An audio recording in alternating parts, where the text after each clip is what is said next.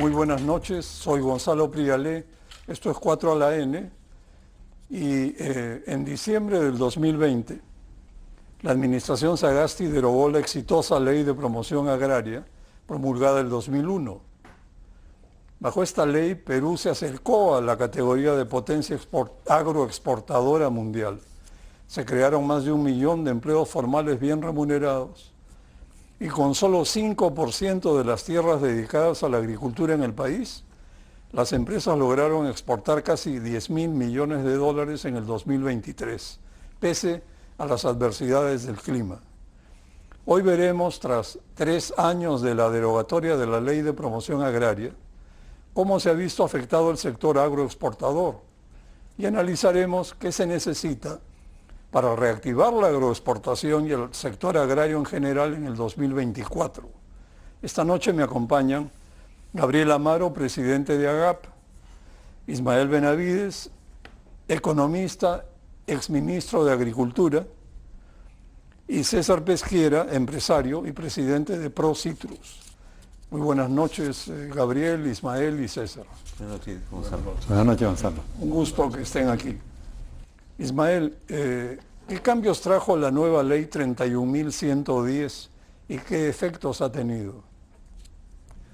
Bueno, la exitosa ley 27360 que se dio a finales del gobierno del presidente Fujimori fue la que realmente lanzó la agroexportación en el Perú y que nos ha llevado a tener 250.000 hectáreas o un poco más de productos de agroexportación, hoy día prestigiados en el mundo, con presencia en muchos países y generando, como mencionaste, gran cantidad de empleo, en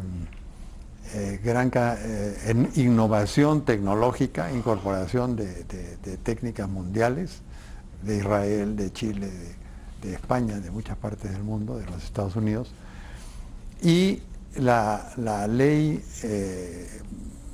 que dio el gobierno de Sagasti en el año 2020 efectivamente paralizó toda la inversión en el campo. Primero porque cambió las reglas del juego de un negocio que necesita largo aliento, porque las plantaciones de agroexportación tienen largos periodos de maduración y largos periodos de vida, y generó una serie de sobrecostos para el agro, tanto en lo laboral como en lo administrativo, y finalmente cambió el régimen tributario, que era un régimen promocional y necesario para una actividad como la agricultura, pues gran parte de la inversión, a diferencia de la industria y otras actividades, es en tierra, y la tierra no se deprecia, más bien se revaloriza, y cuando gran parte de tu capital está en tierra, evidentemente no tienen los beneficios tributarios de deducirlo como gasto.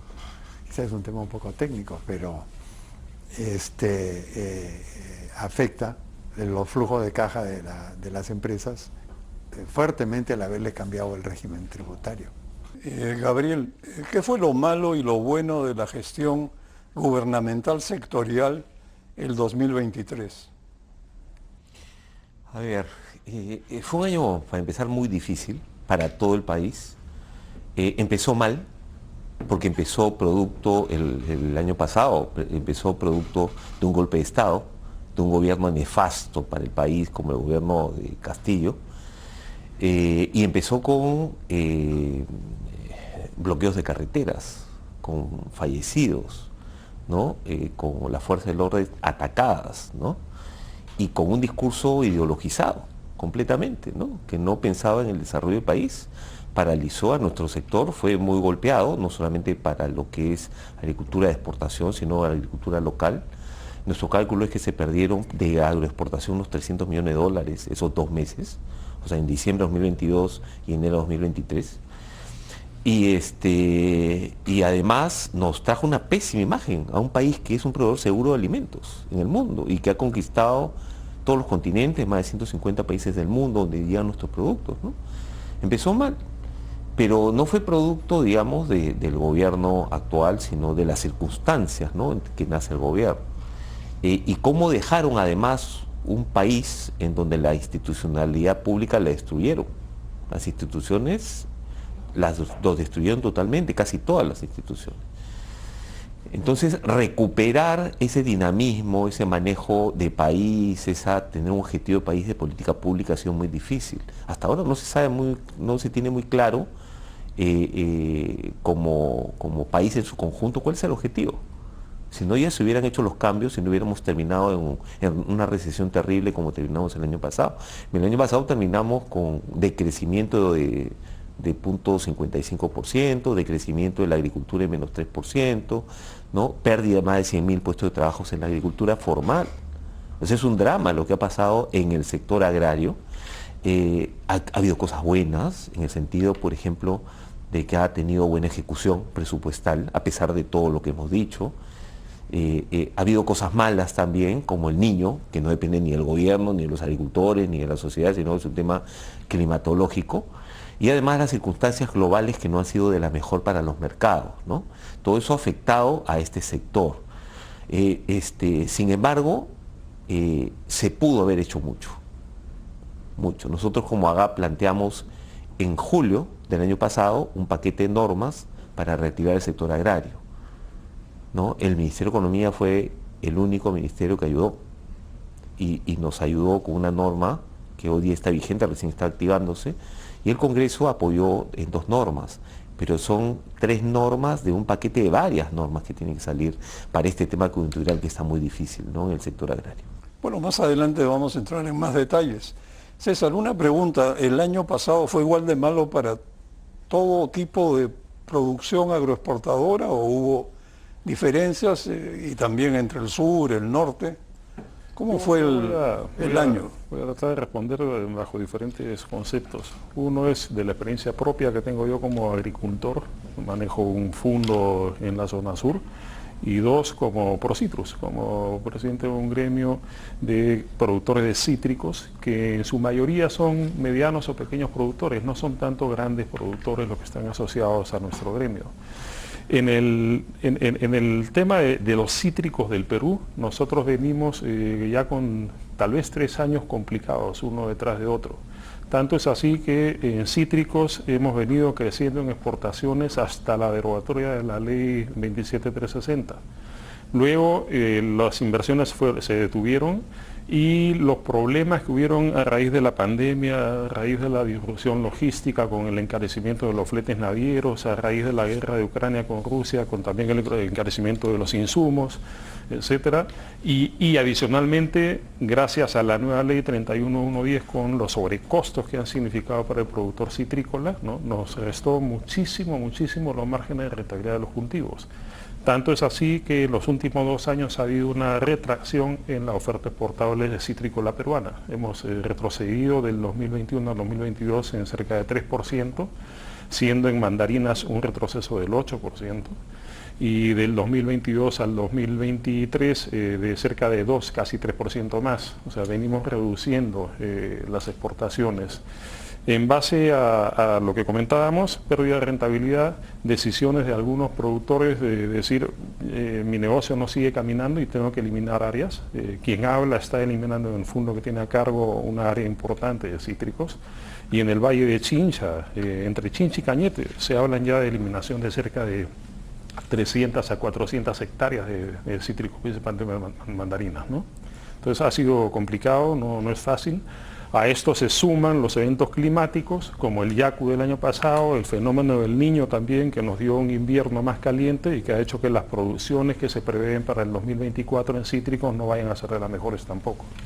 Entonces se requieren acciones de parte del gobierno también para mejorar estas cosas. Bueno, Gabriel, Maje Siguas 2 fue concesionado el 2010 y se paralizó. Su reinicio permitirá culminar las obras de irrigación y generará cerca de 40.000 nuevas hectáreas de cultivo. Hay un arbitraje en curso. ¿Cuáles son los principales obstáculos y problemas que enfrenta el proyecto Majes? ¿Quién está a cargo, el gobierno regional de Arequipa o el gobierno central? Bueno, hasta donde sea el gobierno regional, ¿no? Yo creo que eso tiene que pasar al gobierno nacional para el destrave. Porque el gobierno regional no está a la altura del... Bueno, todas las demoras que han habido por las adendas durante las gestiones diversas de los gobiernos regionales han llevado a que finalmente se paralice el proyecto. Ahora, el proyecto tiene varios contratiempos.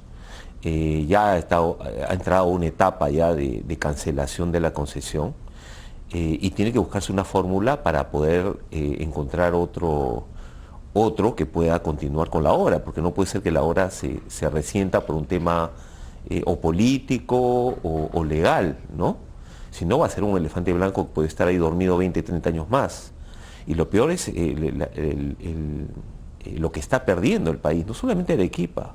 O sea, son cientos de miles de empleos que estás perdiendo, miles de millones de dólares de exportaciones que estarías perdiendo, dinamismo de toda la economía, las cadenas de valor que tiene el sector agrario, todo lo estarías perdiendo, ¿no? Hay algunas fórmulas que se están manejando para ver si se puede rescatar el proyecto, pero no solamente es Maje Siguas 2. Maje Siguas 1 tiene un problema también en la infraestructura, que también tiene que ser parte de lo que tiene que corregirse y arreglarse, ¿no?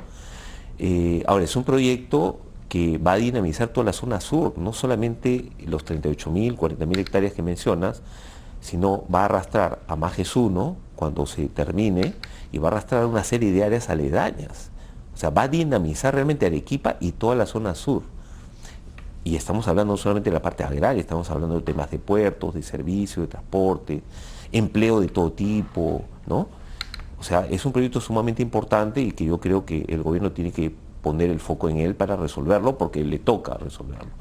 Ahora, hablando de Maje Siguas 2, me gustaría comentarte Maje Siguas 1 Chavimochic 3 rápido, lo tiene, para después, porque es bien importante hablar sobre ese proyecto, ¿no? Claro. Justamente, hablando de Chavimochic 3, este proyecto demanda una inversión de cerca de 750 millones de dólares. Quedó paralizado hace como 7 años y comprende la culminación de la presa de Palo Redondo, que se quedó a, creo que el avance es de más del 50%, 70, 80 por ahí. Y la implementación del llamado Canal Madre más su operación y mantenimiento.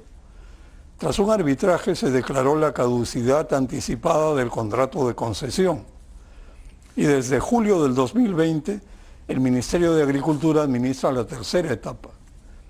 Ismael, ¿qué opinas del contrato o del acuerdo de gobierno a gobierno celebrado con Canadá para culminar la presa de Palo Redondo? Por otro lado, ¿encuentras problemático que el Canal Madre quede a cargo del gobierno regional? ¿Y quién sería a cargo de la operación y el mantenimiento? Mira, a ver, para completar lo de Majes, te quiero hacer algunos comentarios porque yo creo que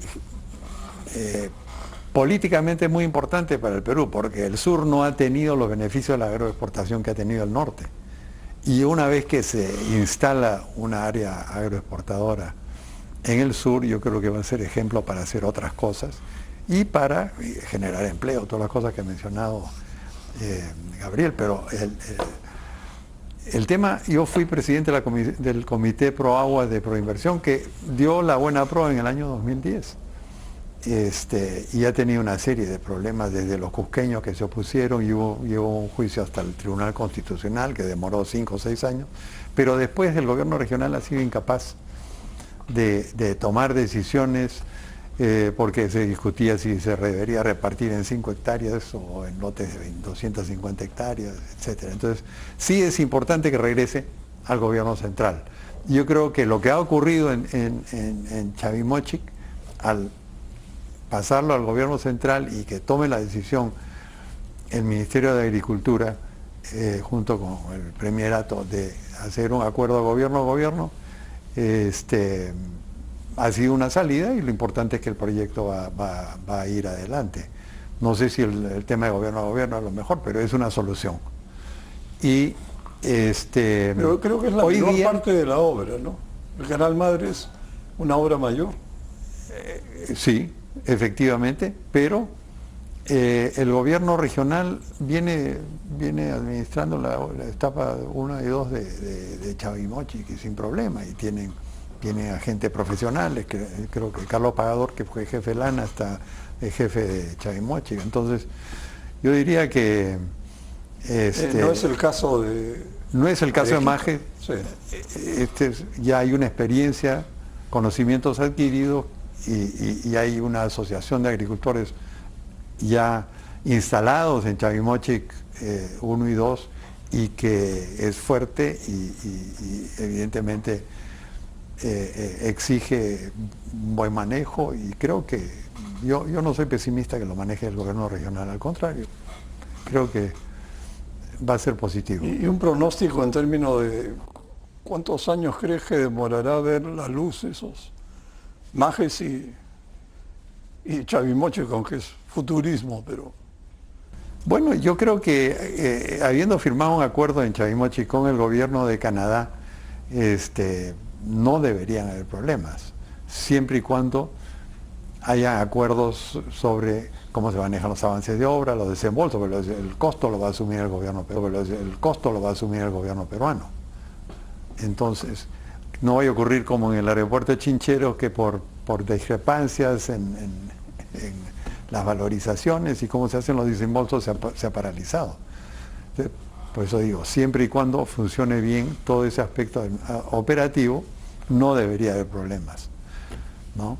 En Majes sí tienen que volver bueno, el país va a tener que enfrentar el arbitraje en el CIADI, pero en paralelo pues se debería empezar a buscar un esquema de repente semejante a Chavimochic o algo parecido, porque eso ya también tiene financiamiento de la CAF, que podría revivirse y lograr hacerse en un periodo no muy largo, porque ya hay obras avanzadas en el caso de Majes.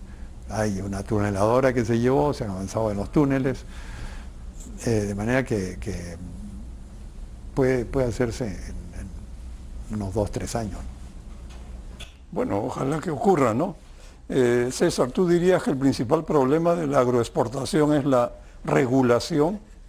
Yo creo que la regulación es parte importante y una buena regulación, como se tuvo con la ley anterior agraria, hace atractivo el país para nuevas inversiones. No solamente nuevas inversiones que puedan venir al exterior, sino nuevas inversiones de capitales peruanos. Acordémonos cuando sale elegido el presidente Castillo, mucho capital peruano se fue del país. No sé si me equivoco, a lo mejor Ismael tiene la cifra más exacta, yo creo que fue como 20.000 o 30.000 millones de dólares. Cerca de 20.000 millones de dólares que se fueron total, del país. Sí. Entonces imagínate ese potencial de dinero que pudo haber sido destinado a nuevas inversiones, y qué mejor que un sector que ha demostrado ser fiable y bueno en su desarrollo durante 25 años hasta el 2020. Entonces tenemos que devolverle esas particularidades al sector. Tenemos que corregir aquellas cosas que la ley 31.110 no las tienen bien, ¿no? Y devolver el carácter promotor para atraer nuevamente las inversiones. Bueno, y para terminar este bloque, antes de ir a la pausa, entiendo que en el caso de Chavimochic, en el acuerdo de gobierno a gobierno, la contraparte peruana va a ser el Ministerio de Agricultura. Estamos viendo que en Chinchero el problema que surge es que la parte peruana, que es el Ministerio de Transportes y Comunicaciones, no ata ni desata y pasan los años y no resuelve las cosas, y bueno, ya se produjo un atraso que ni siquiera terminan de reconocerlo. Ojalá que esto no ocurra con el sector agricultura. Por lo que te escuché comentar, de repente el gobierno regional está mejor posicionado que el ministerio para manejar un proyecto de este tipo, pero naturalmente en acuerdos de gobierno a gobierno creo que prevalece el sector. Sí, no sería malo, sería bueno que lo tenga el Ministerio de Economía, porque estás hablando de temas de dinero fundamentalmente. Entonces, siempre y cuando puede ser el sector que apruebe las valorizaciones y el Ministerio de Economía que maneje la parte financiera también. Podría ser, ¿no? Bueno, vamos a una pausa y volvemos.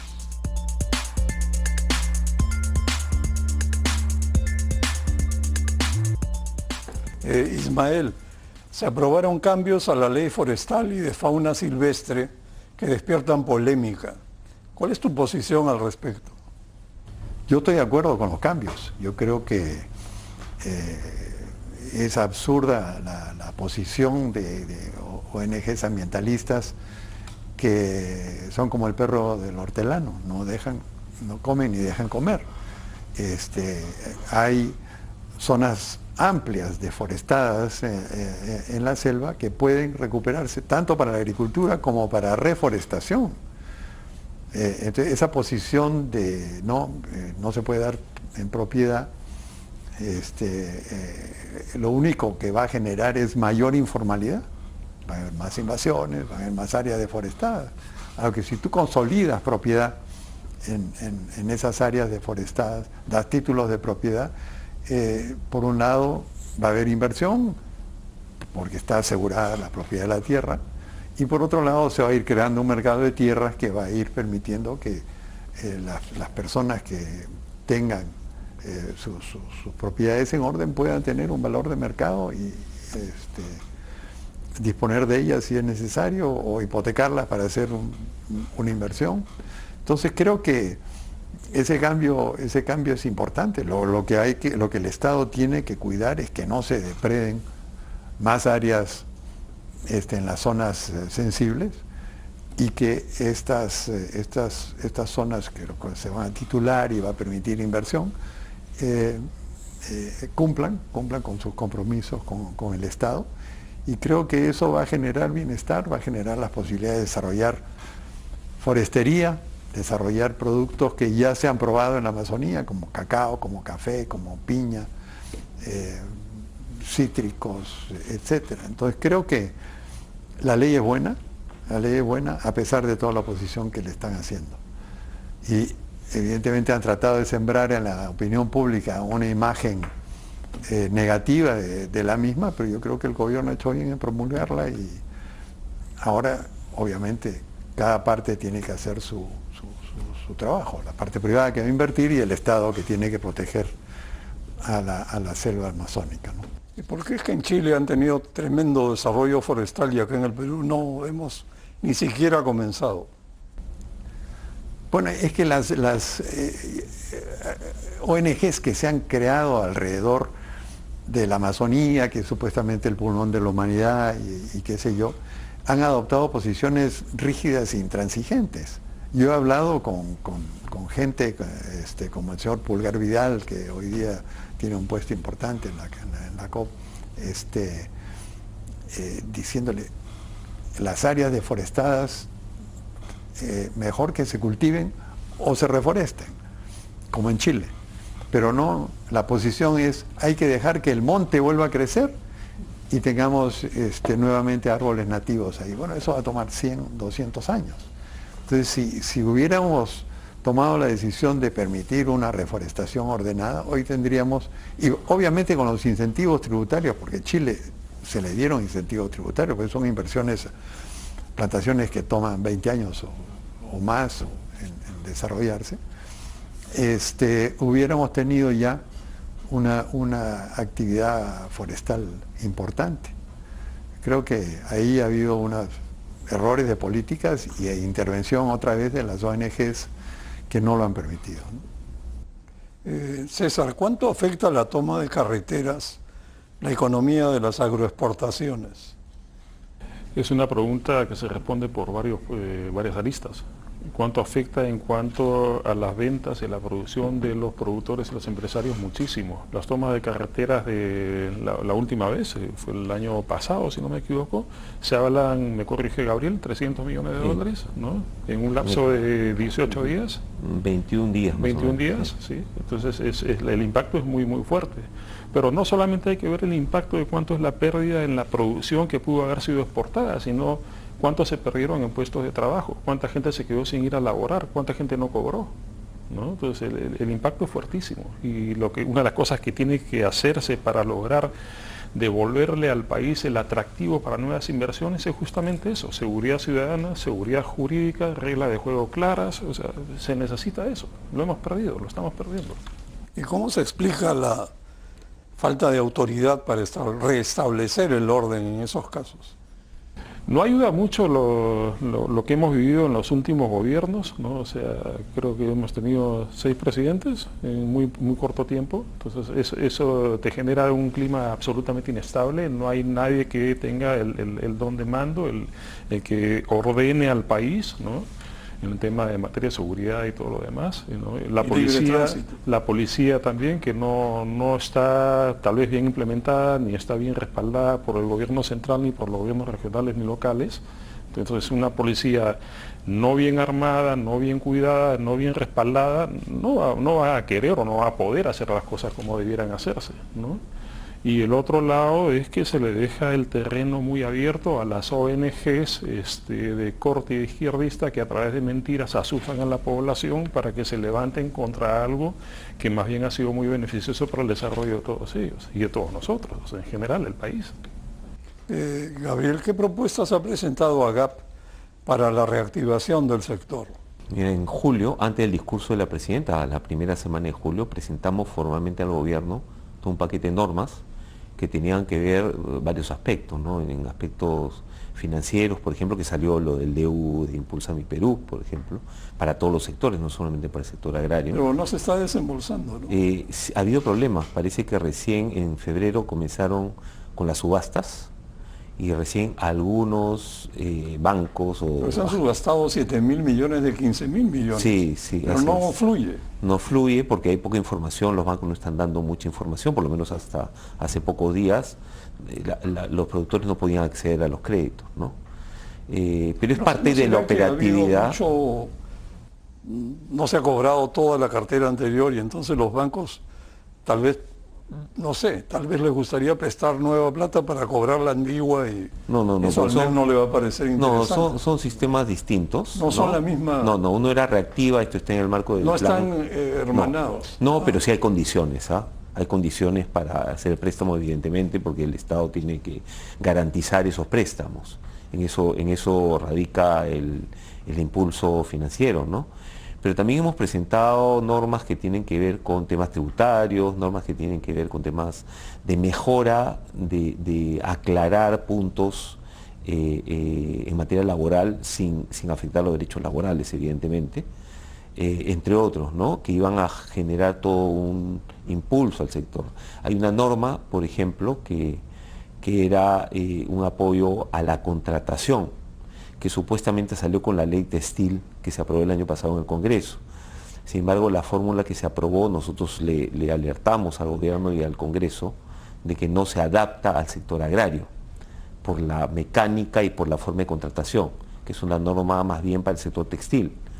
Y lo que hemos quedado con el ministro, quedamos con el anterior ministro y con el Congreso, es que vamos a proponer una nueva norma ya particular para el sector.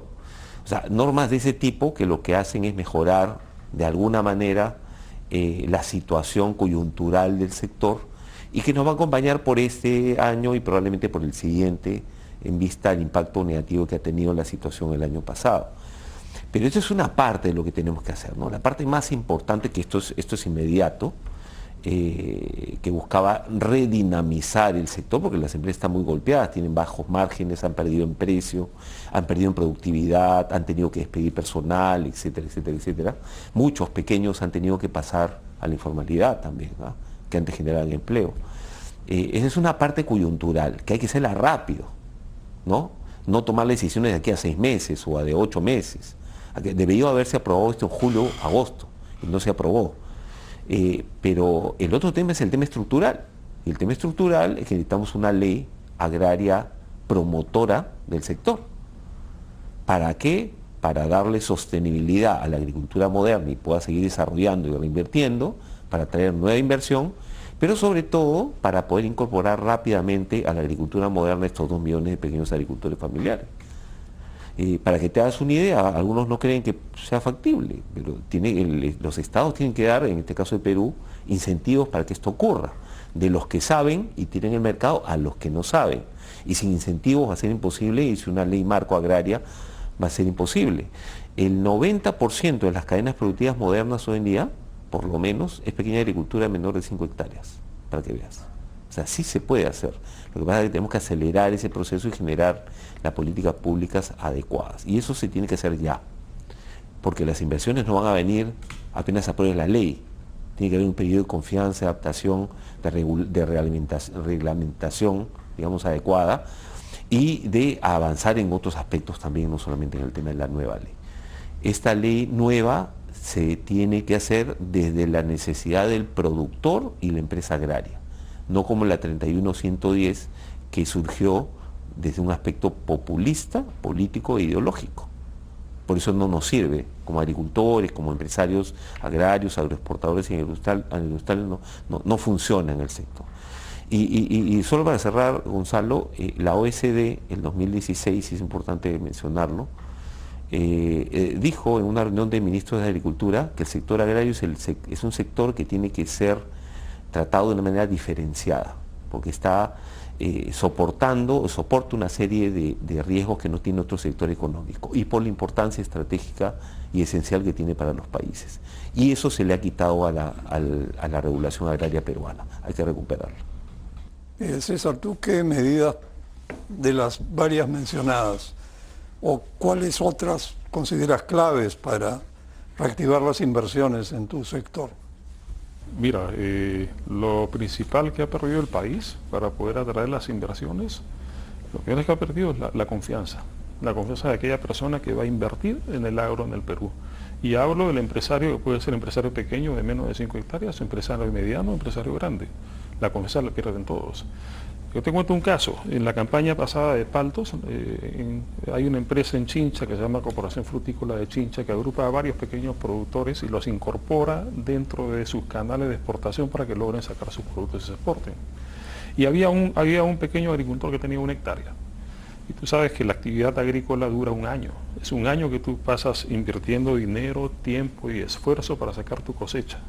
Bueno, resulta que una semana antes de la fecha prevista de su cosecha, entraron y le robaron todo.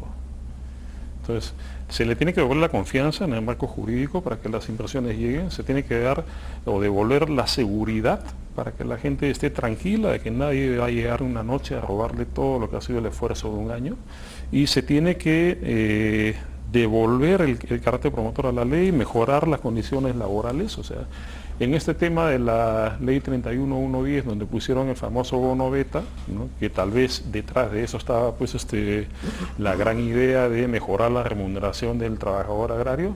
Bueno, eso fue sí y no. ¿En qué consiste el bono beta? El bono beta en realidad es un gravamen, es un bono adicional sobre la remuneración mínima vital, ¿no?, que es del 30%, y es indexada. O sea, si el día de mañana el gobierno dice vamos a aumentar la remuneración mínima vital, el bono beta va a aumentar proporcionalmente, porque está indexada, no es un monto fijo en soles, sino fue indexado, un 30% sobre la RMB.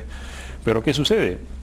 Si bien tú perseguías que las personas ganaran un poco más a través de un bono beta, el efecto es totalmente contrario.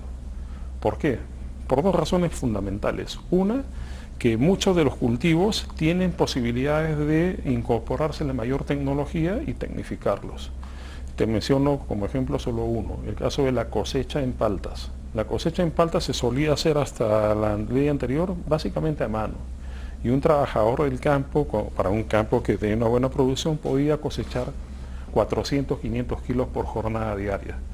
Se incorporaron a través de inversión unos equipos, que son unas plataformas elevadas, ¿no?, para lograr mejorar la productividad de las personas. Entonces, hoy día la misma persona, en lugar de cosechar 500 kilos, si tiene la habilidad suficiente, puede lograr sacar 2.000, 2.500 hasta 2.800 kilos por jornada. Eso significa que una cosecha de 70 toneladas, en lugar de hacerla con 150 personas que lo hacías antes, la puedes lograr con 35 personas. Naturalmente, esa tecnología viene de la mano con lo que siempre hemos hecho en el campo. Ismael es consciente por los campos de uva que ha manejado cuánto tiempo. Nosotros siempre hemos acostumbrado en las labores determinadas de entregar bonos a los cosechadores o a los trabajadores. Bonos libres. O sea, bonos que les permite, bonos de productividad que les permitía sacar mucho más, pero bastante mucho más que una RMB. O sea, no era realmente necesario meter en una ley un bono beta, porque recibían mucho más. Entonces, ¿qué ha pasado hoy día que hay un bono beta? Como ha bajado la rentabilidad del negocio completo, ¿no?, y hoy día estás premiando al eficiente tan igual como al ineficiente a través de un bono dado por ley, entonces tú los bonos que tenías establecidos los reduces, porque no te dan negocio.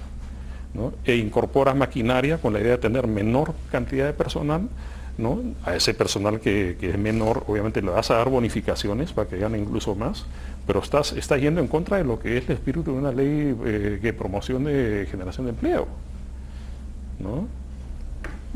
Sí, pues proteccionismo que Es un predomina proteccionismo mal entendido, trae ¿no? efectos completamente contrarios. Sí, Así es.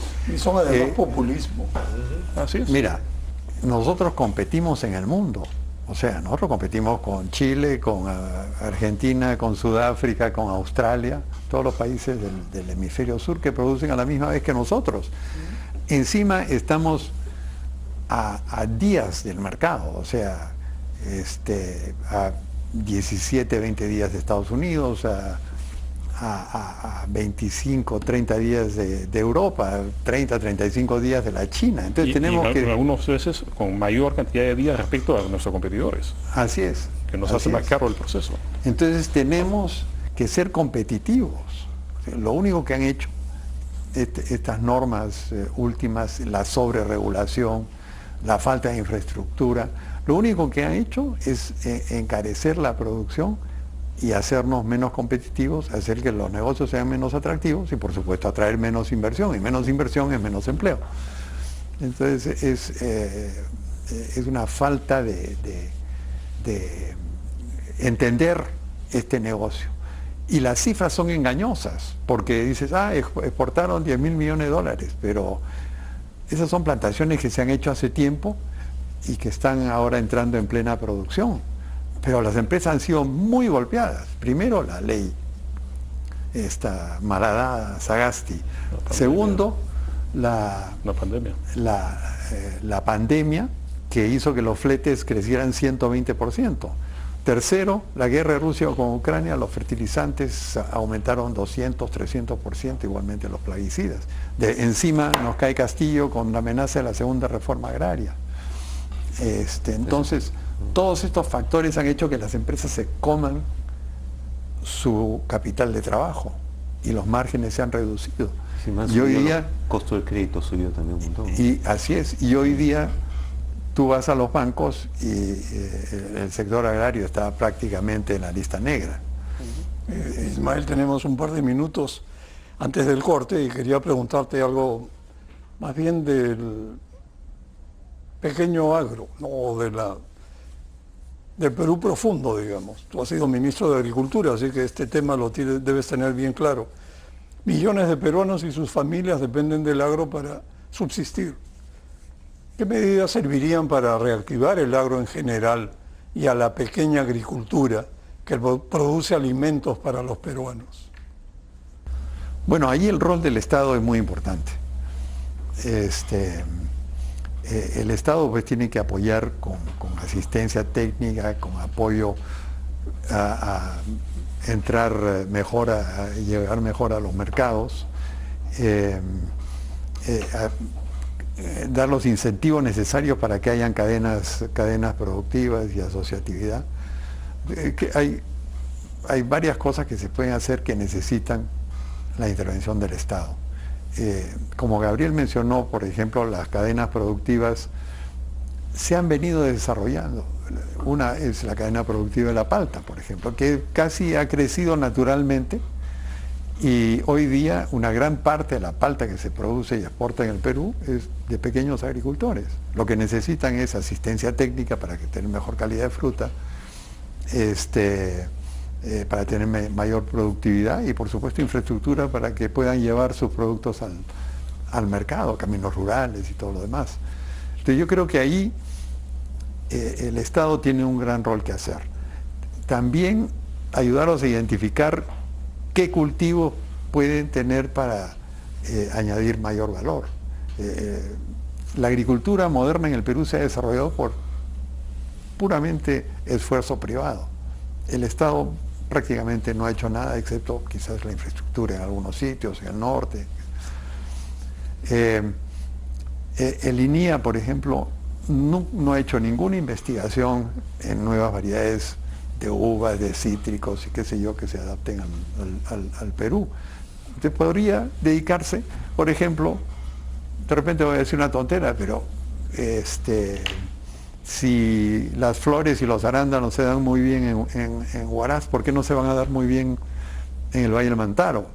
Entonces, ese tipo de cosas falta hacer, prueba y error, para que se identifiquen los productos que podrían entrar en cadenas productivas, que es la mejor forma de ayudar a los productores a tener productos de mayor valor. Por supuesto, hay temas como la papa, que es un tema complejo, porque hay 3 millones de agricultores de papa en la sierra que tienen rendimientos muy bajos, que tienen que están en manos de los camioneros que les llevan la papa al mercado, reciben muy poco del valor de su producto, y esa gente se le tiene que ayudar con nuevas variedades de papa, con resistente pues a la rancha, a la roya, a todas las cosas que tiene la papa, que hay, pero el Estado pues no, y los gobiernos regionales, que además han burocratizado las oficinas agrarias, no están haciendo lo que tienen que hacer para ayudar al pequeño agricultor. O sea, el Estado no está cumpliendo su papel. Para nada. Bueno, vamos a una pausa y volvemos. Gabriel, en la sierra o en el Braem, por ejemplo, la diversidad de ecosistemas y de climas permitiría desarrollar superfoods o nuevos productos de agroexportación, aunque claro, implica un reto logístico y de acceso. Además toma tiempo, pero también tenemos 20 años de una excelente ley y miren los grandes resultados, así que esto no es café instantáneo. ¿Se podría ampliar los alcances de la ley y fomentar las inversiones en otras partes del territorio nacional, al otro lado de los Andes?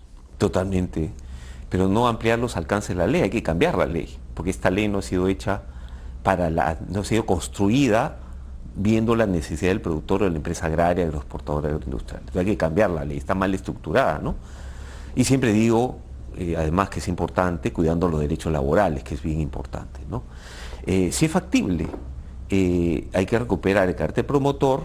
Ya la agricultura moderna, que nació en Ica, digamos, en la costa y se extendió por la costa por diferentes proyectos de irrigación, ha comenzado a entrar a la sierra y a entrar no empresas solas, sino en asociación con pequeños agricultores. Te voy a poner un ejemplo. Yo el año pasado, creo que en julio, agosto, estuve en un congreso que hizo el gobierno regional de Ayacucho, en donde un congreso de pequeños agricultores que estaban sembrando palta. Estaba el SENASA, el gobierno regional, Midagri, hasta el MINCETUR, me acuerdo, y ahí decía el SENASA que había como 2.000 hectáreas de palta, de pequeños agricultores, y el gobierno regional le corrigió, hay 6.000 de pequeños agricultores. Mire el potencial.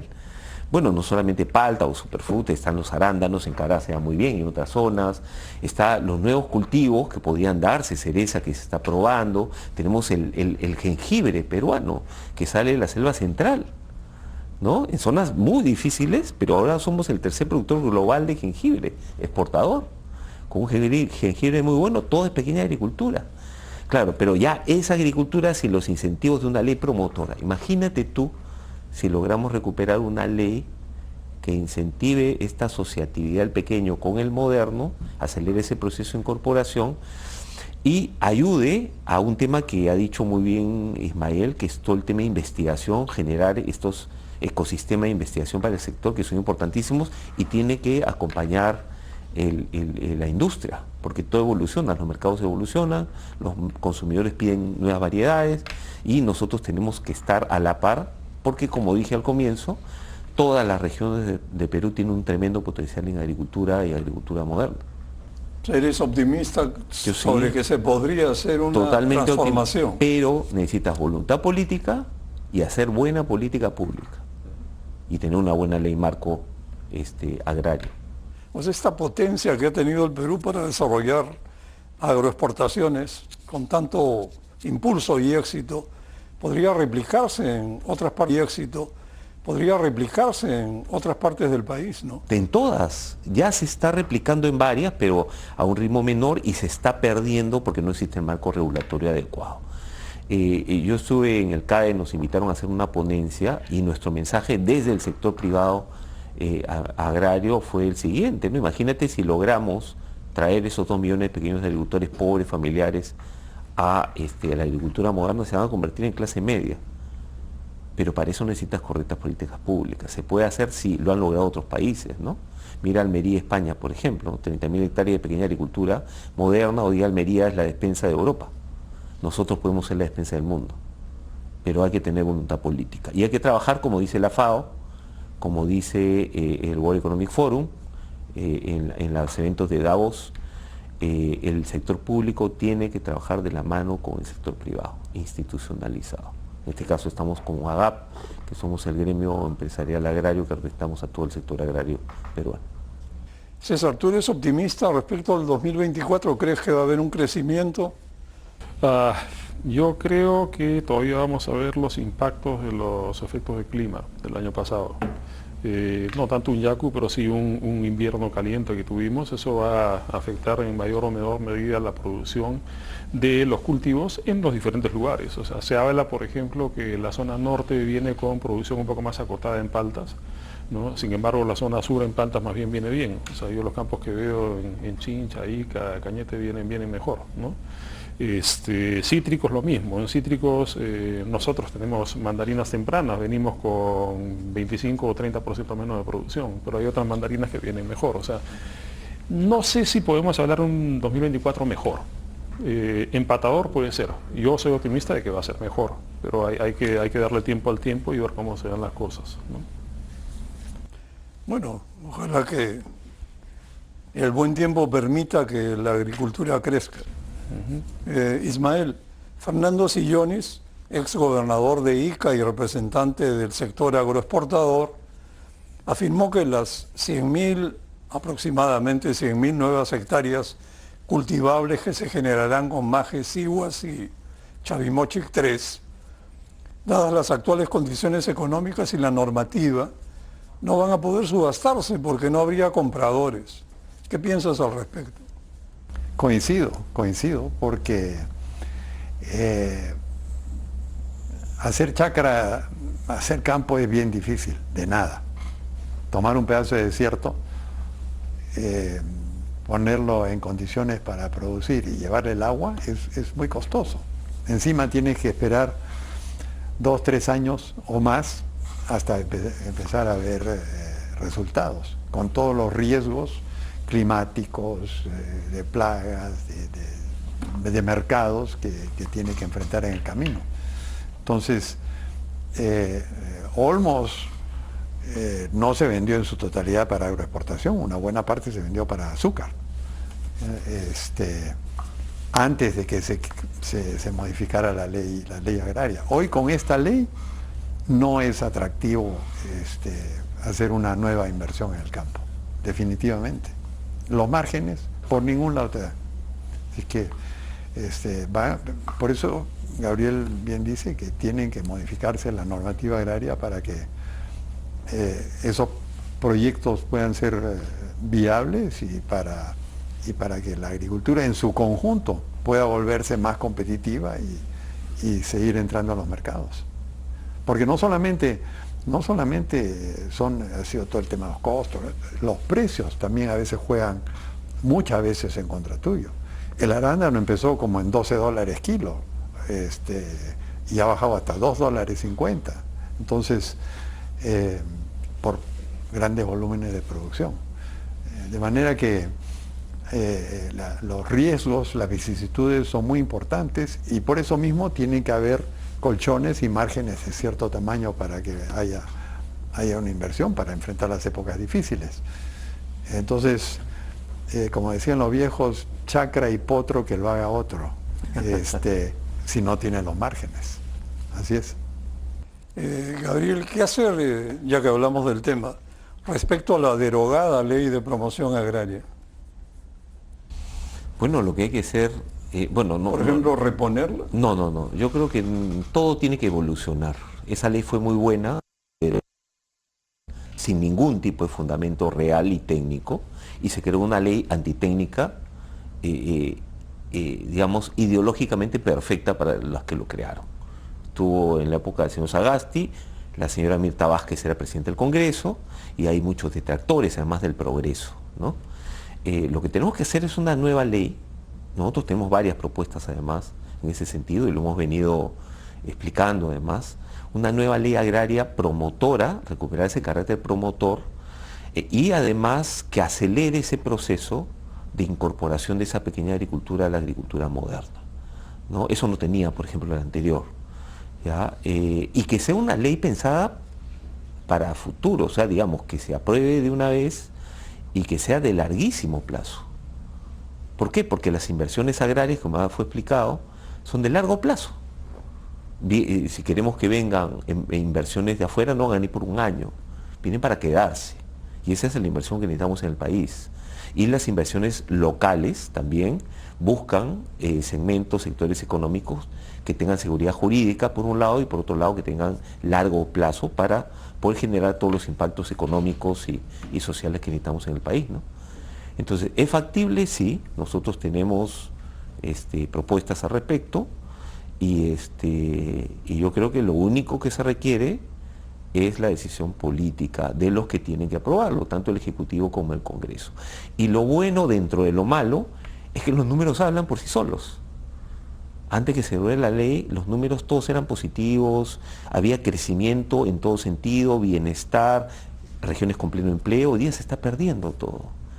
O sea, ¿quién se iba a imaginar que después de 20 años de crecimiento con la ley de promoción agraria, hoy día, el año pasado habíamos tenido en octubre pérdida de 120.000 empleos formales en la agricultura? Mira, lo ha dicho el presidente del BCR, que ha sido la caída más grave del sector agrario en 30 años. Y eso no es decir cualquier cosa, es grave. O sea, que un gobierno vea que se pierdan 120.000 empleos y no se apure para resolver el problema que está generando esa pérdida, es difícil, ¿no? No se entiende.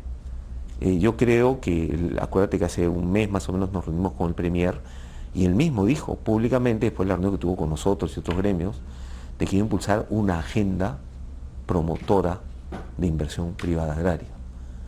Ya ha pasado un mes, nosotros necesitamos reunirnos cuanto antes porque necesitamos a ver qué es lo que ha hecho en función a lo que le hemos planteado, ¿no? Y qué decisiones van a tomar, ¿no? Han cambiado ministros, pero está bien, pero el país, los ciudadanos, las personas que no tienen empleo, los sectores que no pueden esperar. Y lo peor es los mercados no pueden esperar. O sea, si nosotros no atendemos mercados, lo atienden otros. No estamos solos en el mercado. Bueno, vamos a entrar al tramo final y les quería pedir a ustedes que, empezando contigo, César, hagas un balance de lo conversado hasta ahora, un minuto de Un resumen. balance, yo veo al Perú si se toman las decisiones correctas en cuanto a política pública y darle seguridad ciudadana, mejorar la educación, mejorar la salud de las personas, todo esto de acá. Yo veo al Perú como lo veíamos en el año 2020 cuando se dio la nueva ley agraria de 27.360 días derogada. Lo veo al Perú como si hoy día los 10.000 millones fuesen los 400 o 500 millones que se exportaban en ese momento y que los 10.000 millones en 20 años podrían ser 100.000, ¿por qué no? Yo soy optimista en ese sentido, pero necesitamos las políticas públicas y el norte correcto para hacer las cosas bien, ¿no? Ismael, en tu única perspectiva de exministro de Economía y de Agricultura, ¿cómo combinarías este enfoque para dar un rumbo a seguir? Mira, yo creo que el desarrollo del sector agrario habla por sí solo. Pasar de exportar hace 25 años $200 millones a tener ahora 10.000 es un tremendo éxito y ser el segundo rubro de exportación del país, pasando largamente a la pesca y otros que lo superaban en su momento. El Perú se ha posicionado muy bien en los mercados internacionales, nuestra fruta ya es respetada, tiene buena calidad, los compradores la conocen, los consumidores también la conocen, de manera que los éxitos alcanzados son muy importantes. Pero los cambios de las reglas del juego, los golpes que hemos recibido en los últimos 3, 4 años, realmente han cambiado la perspectiva del negocio. Hoy ha dejado de ser un negocio interesante y no es que se pidan grandes rentabilidades, y menos somos mercantilistas, porque como mencioné, nosotros, el sector se ha desarrollado por sí solo dentro de una ley marco muy positiva, pero sin mayor apoyo del Estado en otras cosas. Entonces, creo que si se retorna a un marco normativo positivo, se desregula el sector, se siguen abriendo mercados como se han abierto, las posibilidades son enormes y realmente los volúmenes de producción y exportación pueden continuar creciendo, pero de no hacerlo no va a ser así y probablemente nos quedaremos estancados. Gabriel. Mira, yo veo al país con optimismo, ¿no? Yo sé que hemos pasado 6, 7 años terribles para el país, dramáticos, hemos perdido muchísimo, pero en el sector agrario por lo menos hemos demostrado que el país puede ser una potencia. El sector agrario, creo que en todos los sectores económicos, ¿no? Tenemos todas las condiciones y capacidades para poder desarrollar rápido este sector, e incorporar mucha gente pobre a una clase media por lo menos, ¿ya? Nuevamente, tengo optimismo, nosotros tenemos propuestas para conseguir esos objetivos, pero necesitamos la apertura, las contrapartes gubernamentales o públicas que tengan el mismo optimismo, pero sobre todo acción, que tomen decisiones, que aprueben lo que corresponde de una vez y que confíen en su sector privado. La única manera de salir de la recesión y que haya crecimiento económico es con el sector privado, con la inversión privada. No hay otro camino, ¿no? Entonces yo creo que ese debería ser el objetivo operativo ahorita para el gobierno y para el Congreso. Y por otro lado, tener un objetivo como país. No podemos ir por el mundo como país sin rumbo. Tenemos que buscar el desarrollo y el crecimiento, y para eso tenemos que ser competitivos, tenemos que tener seguridad jurídica, seguridad ciudadana, que el Estado, que tiene un rol de educación, salud, infraestructura, cumpla su rol, ¿no? Pero para eso tenemos que tener confianza mutua entre el sector privado, el sector público y trabajar en conjunto, ¿no? Es interesante porque efectivamente, ¿cómo puede un gobierno generar confianza en el sector privado cuando no confía en el sector privado? Ahí hay un tema que puede superarse sin duda. Bueno, finalmente yo diría, gracias a ustedes, César, Ismael y Gabriel, de escucharlos, bueno, lo que me sale sería decir que, bueno, habría que relanzar la Ley de Promoción Agraria derogada del 2020, actualizándola, poniéndola al día con una visión de 20 o 30 años para adelante, los siguientes 20 o 30 años, y hacerla extensiva a nuevas inversiones privadas en regiones de la Sierra y el Braen, por ejemplo, que pueden convertirse en emporios agroexportadores. Sin duda, el país es bendito por la extraordinaria biodiversidad y el gran potencial de recursos que posee. Así que seamos optimistas, confiemos en nosotros mismos y relancemos al agro peruano. Muy buenas noches y gracias. Muchísimas gracias. Buenas noches, Gonzalo. Gracias. Buenas noches.